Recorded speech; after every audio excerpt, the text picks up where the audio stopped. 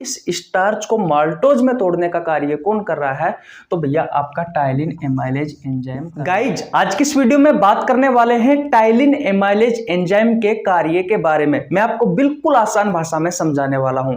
देखिए ptyalin amylase जो enzyme होता है बेटा, इसका एक अन्य नाम और होता है, और वो अन्य नाम क्या है? Salivary amylase enzyme. हिंदी में कहा जाता है लारिये एमाइलेज एंजाइम। इसे क्यों कहा जाता है बेटा? क्योंकि ये सलाइवा में उपस्थित होता है, लार में उपस्थित होता है, इसलिए बेटा टाइलिन एमाइलेज एंजाइम को सलाइवरी एमाइलेज एंजाइम भी कहा जाता है। और ये क्या काम करता है? तो बेटा कार्बोहाइड्रेट के पाचन में सहायक होता है। आइए डिटेल में समझते हैं, वीडियो को शुरू से लेकर के एंड तक देखना। तो सबसे पहले बेटा हेडिंग लगा लीजिए आप भैया, टाइलिन एमाइलेज एंजाइम। क्या लगाओगे? Ptyalin amylase enzyme. Ptyalin amylase enzyme. Hindi में भी बेटा इसका सेम नाम है, टाइलिन एमाइलेज एंजाइम।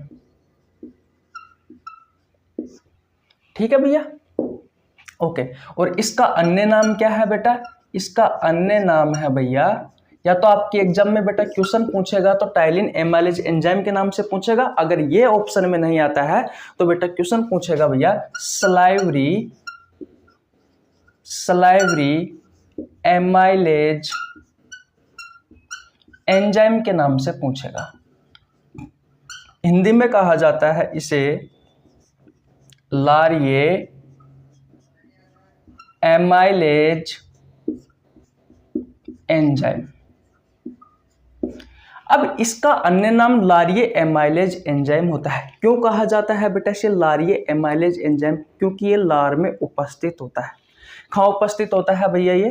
तो याद रखें, अगर आपसे क्वेश्चन पूछा जाए कि लारिये एमाइलेज एंजाइम कहाँ उपस्थित होता है, तो भैया ये लार में उपस्थित होता है, यानी कि सलाइवा में उपस्थित होता है।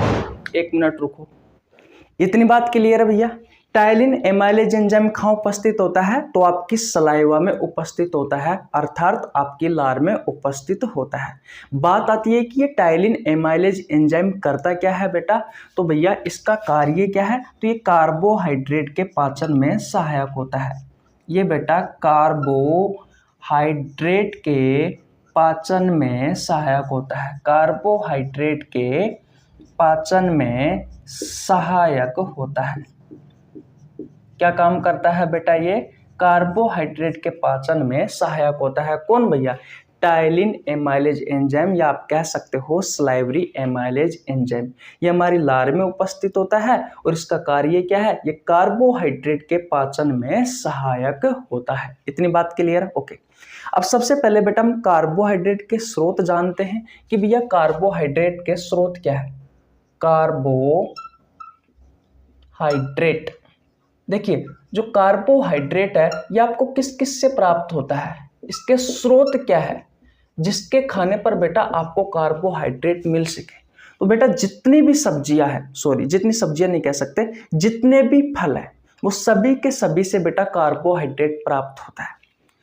फल से, उसके अलावा बेटा जितनी भी मिठाइयां हैं उन सभी में भरपूर मात्रा में क्या पाया जाता है? उन सभी में बेटा भरपूर मात्रा में कार्बोहाइड्रेट पाया जाता है।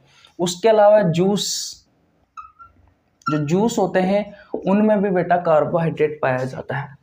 रोटी, मक्का, आलू,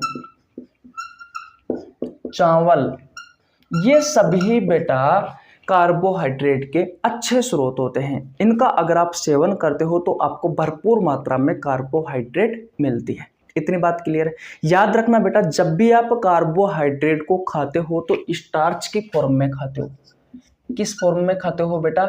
स्टार्च की फॉर्म में खाते हो, स्टार्च को। और जो ये स्टार्च होता है, इस स्टार्च को माल्टोज में बदलने का कार्य कौन करता है? तो भैया आपका ये टाइलिन एमाइलेज एंजाइम करता है। कौन सा एंजाइम करता है बेटा? टाइलिन एमाइलेज एंजाइम करता है। टाइलिन एमाइलेज एंजाइम करता है, या फिर आप इसे कह सकते हो सलाइवरी एमाइलेज एंजाइम करता है। कौन सा? सलाइवरी एमाइलेज एंजाइम करता है। तो बेटा ये जो कार्बोहाइड्रेट को हम स्टार्च के फॉर्म में खाते हैं, इस स्टार्च को माल्टोज में तोड़ने का कार्य कौन कर रहा है? तो भैया आपका टाइलिन एमाइलेज एंजाइम कर रहा है। और पाचन क्या होता है? भोजन के बड़े बड़े अणुओं को छोटे छोटे अणुओं में, या भोजन के जटिल अणुओं को सरल अणुओं में कन्वर्ट करना ही क्या कहलाता है बेटा? पाचन कहलाता है। तो यहाँ पर हम कार्बोहाइड्रेट को स्टार्च के फॉर्म में खा रहे हैं, तो स्टार्च को तोड़ना भी तो है। तो बेटा सबसे पहले जो स्टार्च है, जो कार्बोहाइड्रेट है बेटा, उसको हम स्टार्च की फॉर्म में खाते हैं, और ये स्टार्च टूटता है बेटा माल्टोज की फॉर्म में। ये स्टार्च टूटता है बेटा माल्टोज में। कौन तोड़ने का कार्य करता है? तो टाइलिन एमाइलेज एंजाइम करता है। कौन? जिसे आप सलाइवरी एमाइलेज एंजाइम कहते हो, लारिये एमाइलेज एंजाइम या टाइलिन एमाइलेज एंजाइम, ये स्टार्च को माल्टोज में कन्वर्ट करने का कार्य करता है। तो क्या बेटा ये कार्बोहाइड्रेट के पाचन में सहायक हुआ या नहीं हुआ है टाइलिन एमाइलेज एंजाइम? हमने बेटा कार्बोहाइड्रेट को स्टार्च की फॉर्म में खाया, और इस स्टार्च को माल्टोज में तोड़ने का कार्य कौन करता है? तो टाइलिन एमाइलेज एंजाइम करता है। इतनी बात क्लियर है बेटा। लेकिन यहाँ पर भैया कार्बोहाइड्रेट का अपूर्ण पाचन होता है, ये कार्बोहाइड्रेट का अपूर्ण पाचन है। अब तक भी कार्बोहाइड्रेट का पूर्ण रूप से पाचन नहीं हुआ है। होता क्या है बेटा? स्मॉल इंटेस्टाइन में, स्मॉल इंटेस्टाइन को जानते हो? छोटी आंत में, स्मॉल इंटेस्टाइन में यानी कि छोटी आंत में क्या होता है बेटा? एक एंजाइम पाया जाता है माल्टेज एंजाइम। और ये माल्टेज एंजाइम क्या करता है? ये जो माल्टोज शुगर होती है, ये माल्टोज शुगर है। अरे भैया कार्बोहाइड्रेट है या नहीं है माल्टोज? तो ये माल्टोज शुगर होती है। इस माल्टोज को ये माल्टेज जो एंजाइम होता है, जो माल्टेज एंजाइम होता है, ये किस में तोड़ता है?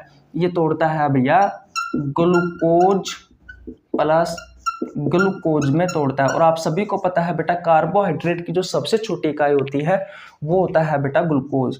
कार्बोहाइड्रेट होता है, उस कार्बोहाइड्रेट की सबसे छोटी इकाई होती है, सबसे छोटी इकाई होती है कौन?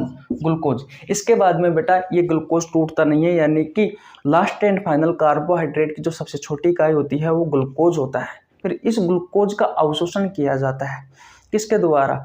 छोटी आंत के विभिन्न भागों के द्वारा, बड़ी आंत के द्वारा। और बेटा छोटी आंत के विभिन्न भागों के द्वारा इसका अवशोषण करके ब्लड की सहायता से हमारे कोशिकाओं के पास भेजा जाता है। और फिर बेटा कोशिकाओं में इस ग्लूकोज को ऑक्सीजन की उपस्थिति में तोड़ा जाता है, कार्बन डाइऑक्साइड, जल और ऊर्जा का निर्माण किया जाता है। तो फिर और जो ऊर्जा बनी है उस ऊर्जा को हमारे शरीर के ऑर्गन टिश्यू काम में लेते हैं, और जिससे भैया वो हमारा शरीर कार्य करता रहता है। तो कुछ इस तरीके से बेटा कार्बोहाइड्रेट का पाचन होता है। तो आज की इस वीडियो में हम जो बात कर रहे हैं, हमारा मुख्य जो मेन उद्देश्य है वो ये है कि टाइलिन एमाइलेज जो एंजाइम होता है इसका कार्य क्या है। तो बेटा ये कार्बोहाइड्रेट को हम स्टार्च की फॉर्म में खाते हैं, तो ये स्टार्च को माल्टोज में बदलने का कार्य करता है। किसमें भैया? माल्टोज में।